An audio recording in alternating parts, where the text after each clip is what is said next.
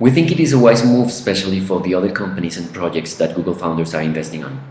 For Google, it is a weird change for a while, but it will also be better to be understood as one company or unit of this new holding, which is what it really is. We would not have advised Larry Page differently on the Google Alphabet renaming announcement. While many disagreed with the way Page ended the announcement letter, saying that not everyone internally was fully behind the name, we believe he took charge of the discourse and reinforced that the reorganization strategy was the point, not the name.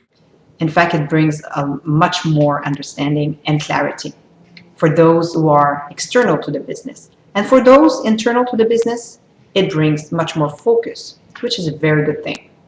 Communications, of course, is worthless if it doesn't support a key business goal.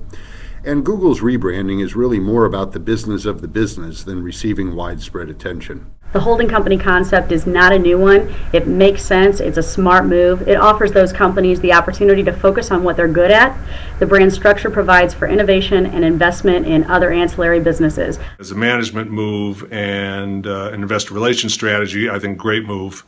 First of all, investors hate complexity, and this makes the entire Google, now Alphabet universe easier for them to see and understand, and obviously they rewarded that. The stock jumped 5 or 6% right after the announcement. Because it'll insulate Google from a stock perspective from all of its experiments, but the same thing will work for the brand value.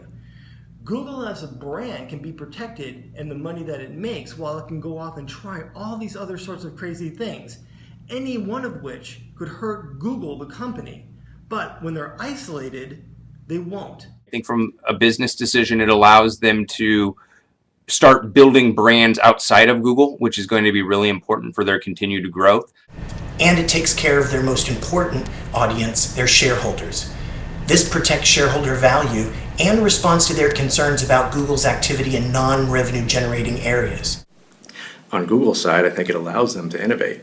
I think they were feeling a little bit hamstrung by the need to actually appeal to investors, and that probably affects their ability to be entrepreneurial and continue with innovations. I think this has created a lot of great conversation, a lot of great buzz. From what I can tell, there's a lot of questions out there. Maybe they don't have the answers yet. I think the bigger question now lies, what does Alphabet mean to the marketplace? What does it mean to employees? What does it mean to customers, etc.? Google needs to define that so that it has a value, because everybody knows Google, but they don't know Alphabet.